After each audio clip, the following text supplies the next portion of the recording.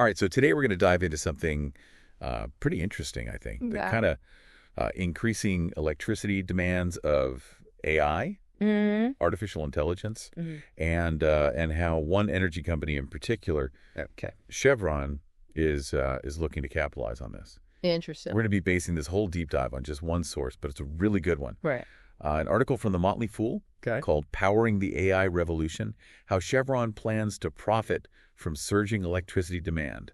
Catchy title. It is, and it was published pretty recently on March 19th, 2025. Okay. Very recent. So for you listening at home, what we're going to try to do today is really understand this connection between the growth of AI Right.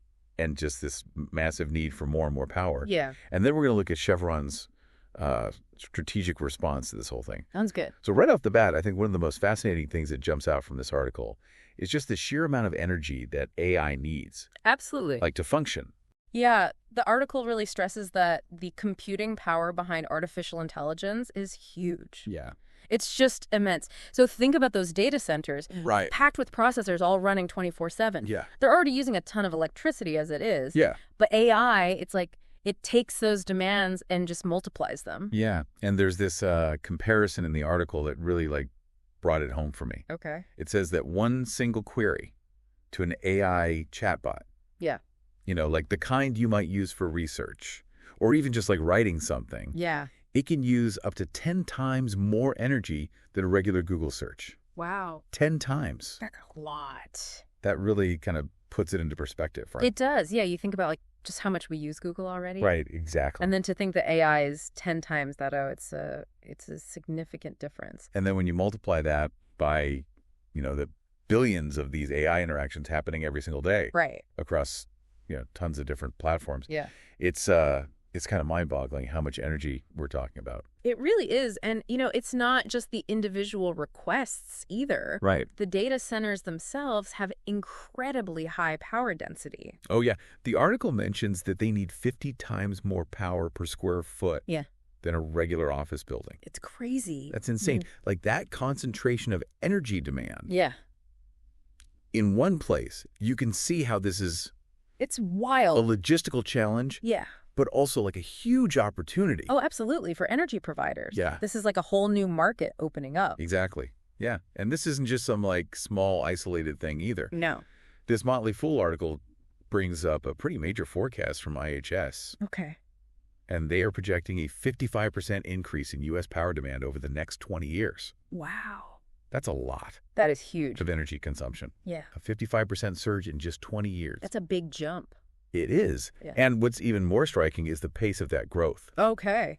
The article points out that that rate Yeah. is 6 times higher than what we saw in the previous 2 decades. So it's really accelerating. It's like a dramatic acceleration, Wow. which is largely driven by AI Yeah. and just the increasing digitalization of everything. Right. Everything's moving online. Yeah. More and more data. Exactly. More demand for power. So the key takeaway here is that to meet this kind of unprecedented level of demand, Yeah. we're going to need all kinds of different sources of energy. Absolutely. No single type of electricity generation is going to be able to handle this alone. Right. And that kind of brings us to the role of natural gas. Okay. Now, with so much focus on renewable energy, Right. you might think that, okay, that's the solution. Yeah. Naturally. But the article raises some good points about relying only on renewables right now. Yeah, it's not quite that straightforward. It's not, no. Renewables are essential, of course, Yeah. for a cleaner energy future. Yeah. Solar, wind power, things like that. Yeah. But they have what we call intermittency issues. Okay. They don't produce power constantly. The sun's not always shining, the wind's not always blowing. And given that AI data centers need so much power all the time, Right. it's tough to rely solely on renewables at this stage. Okay, so here's where it gets really interesting. Okay. This creates an opening for other energy sources Right. to step in and provide that reliable power. Yeah. And according to this article, natural gas is set to play a huge part. Makes sense. Yeah. It's a great option for that consistent baseload power. So the forecast for U.S. natural gas demand is massive. Okay, how massive are we talking? The article says it's expected to increase by 20 to 28 billion cubic feet per day. Billion with a B. Billion with a B by 2030. Okay. And that's compared to last year's level of 110 billion cubic feet per day. And to be clear for our listeners, 1 billion cubic feet of natural gas per day? Yeah. That's a measure of how quickly the gas is flowing. Right. It's a rate, not a total amount. Right. So this is a significant jump. Definitely. And driven in part by these AI data centers. Right. We're seeing a shift in the energy landscape. Yeah. And this is where Chevron comes in. Right. A major player in natural gas production. Right. They are looking at this increase in power demand Yeah. driven by AI, and they see a big opportunity. I bet they do. Yeah, and they're not just sitting back and like, oh, this is great for our natural gas business. Right. They're actually looking to move into power generation themselves. Interesting. So they're not just providing the fuel. Right. They want to be involved in the power production. Exactly, and they're specifically targeting Okay. the electricity needs of the AI industry. Smart move. Yeah, it's a really direct connection between their natural gas reserves Right. and what the tech world needs. Yeah, they're cutting out the middleman. Exactly. So their plan, as the article details, Okay. is pretty ambitious. Lay it on me. They want to build gas-fired power plants Okay. that will directly supply electricity to AI data centers. Wow. So it's like a dedicated power source. It is, yeah, Just for AI. just for these data centers. That's pretty fascinating. Yeah, and they're not doing this alone. Yep. The article mentions they're working with the investment firm Engine Noah One, Okay. and they've also partnered with GE Vernova. I know them. Yeah, they're a big player in gas turbine technology. Yeah, they're huge in that space. So together they're planning to build what they're calling power foundries. Power foundries. Yeah, essentially these are large-scale, reliable power generation facilities Okay. fueled by natural gas, Got it. specifically designed for these high-demand applications. So it's like purpose-built. Yeah, process To this very specific need. Exactly. And the scale of this is huge. Okay, give me some numbers. Chevron's goal is to eventually generate up to 4 gigawatts of power. 4 gigawatts. Yeah, 4 gigawatts. That's a lot of electricity. It is, yeah. To give you an idea, 1 gigawatt is enough to power something like 875,000 average U.S. homes. Wow. So 4 gigawatts, we're talking potentially powering something like 3.5 million homes. That's a serious amount of power. It's a huge undertaking, It is. requiring a lot of investment, a lot of infrastructure. Yeah, and it sounds like they're moving pretty quickly. Yeah, the timeline is pretty aggressive. What are they thinking? The article says they're aiming to have their initial power plants online by the end of 2027. Okay, so that's not that far off. Yeah, that's like a couple years. That's pretty fast for the energy industry. Yeah, they're not messing around. It seems like they're serious about this. Yeah, and it looks like they're already making some real progress. Okay. The article mentions a Reuters report that says Chevron's already started the permitting process, Okay. and they're doing engineering studies.